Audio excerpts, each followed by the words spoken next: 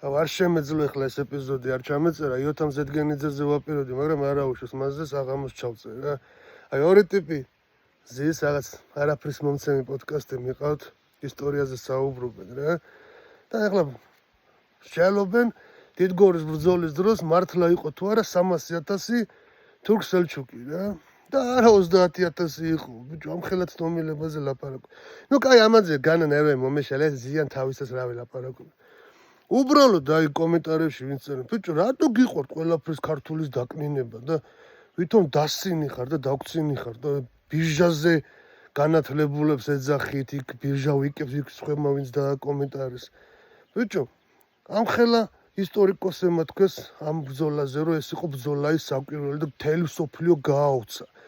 ფრანგი ისტორიკოსები, არაბი ისტორიკოსები, სომეხი ისტორიკოსი და რა მთელი მსოფლიო გაუცდა. ხო, ივანე ჯავახიშვილმა 300,000 იყო.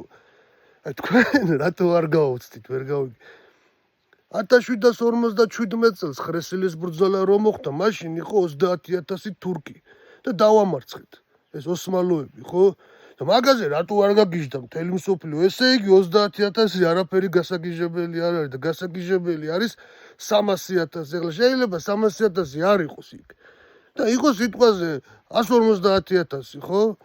მაგრამ 30,000 ეს როგორ უნდა ჩამოწიოთ, ბიჭო, ერთი ნულიანი როგორ უნდა მოვაკლოთ? თან ამ ბრძოლის მერე, დიდგორის ბრძოლის მერე ერთი კვირა მიიზდევდნენ, ერთი კვირა. მიიზდევდნენ და გზაში ხოცავდნენ, რომ არ შეკრებილიყვნენ და უკან არ შემოეტიათ კვლავ რა. აი რატო აკეთებთ ესე, ვერ გავიგე, ვერ ხვდები და დასინი ხარ ბირჟაზე განათლებულებს ეძახით. იმა თქვენზე ბევრი ჭკუა თუ არ გქონდეთ მე მოვკვდეთ.